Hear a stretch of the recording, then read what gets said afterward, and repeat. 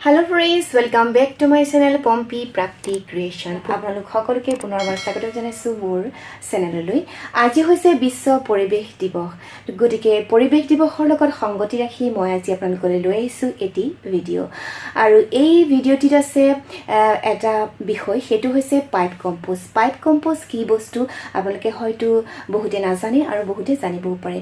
গতিকে যিসকলে নাজানে সেইসকলে ভিডিঅ'টি চাব বুলি মই আশা কৰিছো। আৰু পাইপ কম্পোষ্ট হৈছে এনেকুৱা এটা বস্তু যাৰ কাৰণে আমাৰ পৰিৱেশ সুৰক্ষিত হৈ থাকিব পাৰিব।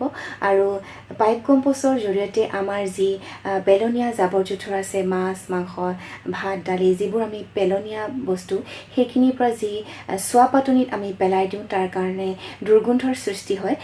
এই পাইপ কম্পোষ্টৰ জৰিয়তে সেই দুৰ্গন্ধ নাইকিয়া কৰিব পাৰি আৰু তাৰ পৰা আমি সাৰ তৈয়াৰ কৰিব পাৰোঁ আৰু নিজৰ খেতিত সেইখিনি ব্যৱহাৰ কৰি উপকৃত হ'ব পাৰোঁ আৰু খেতিও ভাল হয়।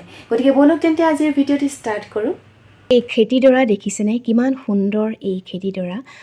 তেওঁ এই পাইপ কম্পোষ্টৰ জৰিয়তে নিজৰ এখন সুন্দৰ বাৰী বনাইছে আৰু এই যি বাৰীখনৰ সাৰ তেওঁ এই পাইপ কম্পোষ্টৰ পৰাই দিছে। আৰু আপোনালোকক মই দেখুৱাওঁ যে এই পাইপ কম্পোষ্টটো কেনেকুৱা। এয়া চাওক, এডাল পাইপ ল'ব লাগে, তেনেকুৱা ধৰণৰ এডাল পাইপ ল'ব লাগে আৰু তাত আমি যিখিনি দালি ভাত মাছ মাংস যিখিনি আমি খাওঁ সেইখিনি পেলনীয়া যিখিনি থাকে সেইখিনি ইয়াত ভৰাই দিব লাগে। আৰু ভৰাই দিব লাগে হয়, কিন্তু তাৰ ওপৰত এখন ঢাকনি দি থ'ব লাগে, কাৰণ ঢাকনি নিদিলে ইয়াত বৰষুণৰ পানী পৰি ভৰ্তি হৈ যাব পাৰে। গতিকে ঢাকনি দি থ'লে ভাল। আৰু ইয়াৰ পৰা কেনেদৰে আমি সাৰ তৈয়াৰ কৰিব পাৰোঁ সেই সম্পৰ্কে আমাক কৈছিল ফুলীয়াবৰীৰ এগৰাকী প্ৰগতিশীল কৃষক বিষ্ণুৰাম বৰাই। আমি এনেকুৱা এডাল পাইপ ল'ব লাগিব, আপোনালোকক মই দেখুৱাইছোঁ। এনেকুৱা ধৰণৰ এডাল পাইপ ল'ব লাগিব, 6 ফুটৰ এডাল পাইপ লৈ, আৰু সেইডাল 4 ফুটমান মাটিৰ তলত পুতি থ'ব লাগিব।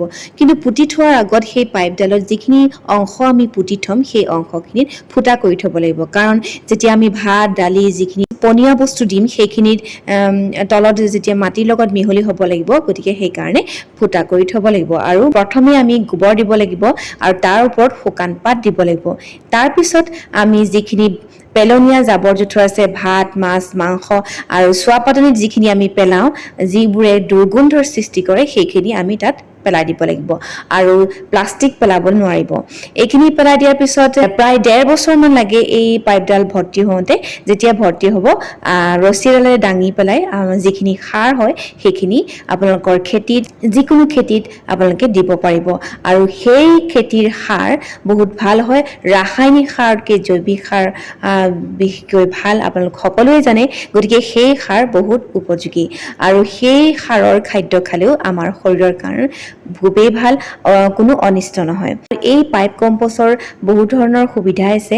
এই পৰিৱেশো আমাৰ সুৰক্ষিত কৰি, পৰিৱেশত যি আমাৰ চোৱা পাতনিৰ যি গেলা জাবৰ জোথৰ দুৰ্গন্ধ আৰু সেইবোৰ নাইকিয়া কৰে। আৰু তাৰ লগতে যিখিনি আমি চোৱা পাতনিৰ মাটিৰ প্ৰয়োগ কৰোঁ আৰু সেই মাটিখিনি আমাৰ এনেই ৱেষ্ট যায়, গতিকে চোৱা পাতনিখনো আমাৰ, সেই মাটিখিনিও আমাৰ সুৰক্ষিত হৈ ৰাখিল। গতিকে পৰিৱেশৰ কাৰণে এই পাইপ কম্পোষ্ট বহুতেই জৰুৰী আৰু আপোনালোকে যিসকলে কৰা নাই তেওঁলোকে কৰিব পাৰে। আৰু আজিকালি যিহেতুকে ডাঙৰ ডাঙৰ বিল্ডিং হৈছে আৰু তাতো এইবিলাক পেলনীয়া জাবৰ জোথৰ পেলাবলৈ আমাৰ অসুবিধা হয়। গতিকে আমি এনেকুৱা ধৰণৰ যদি পাইপ কম্পোষ্ট কৰি লওঁ তেন্তে আমাৰ খুবেই সুবিধা হ'ব আৰু পৰিৱেশো ভাল হ'ব। আৰু তাৰ লগতে আমাৰ সেই সাৰখিনি আমি আমাৰ নিজৰ যিখিনি খেতি আছে সেইখিনিত আমি প্ৰয়োগ কৰিব পাৰোঁ। আৰু এইগৰাকী ব্যক্তিক আমি সঁচাই ধন্যবাদ দিব লাগিব। আৰু তেওঁ যিখিনি কাম কৰি আছে সেয়া হয়তো বহুতে কৰা নাই। গতিকে ব'লক আমিও এনেকুৱা ধৰণৰ পদক্ষেপ লওঁ আজিৰ পৰিৱেশ দিৱসত। আজিৰ ভিডিঅ'টো ইমানতে সামৰিছোঁ। যদি আপোনালোকে চাই ভাল পালে তেন্তে লাইক কমেণ্ট আৰু শ্বেয়াৰ কৰিবলৈ নাপাহৰিব। আৰু যদি মোৰ চেনেলটি আপোনালোকে প্ৰথমবাৰ চাইছে তেন্তে ছাবস্ক্ৰাইব কৰিবলৈ নাপাহৰিব। আজি বিশ্ব পৰিৱেশ দিৱসত আপোনালোকলৈ শুভেচ্ছা জনাই আজিৰ ভিডিঅ'টি ইমানতে সামৰিছোঁ। পুনৰ আহিম এনেকুৱা ধৰণৰ তথ্য লৈ, তেতিয়ালৈকে সকলো কুশলে থাকক। নমস্কাৰ।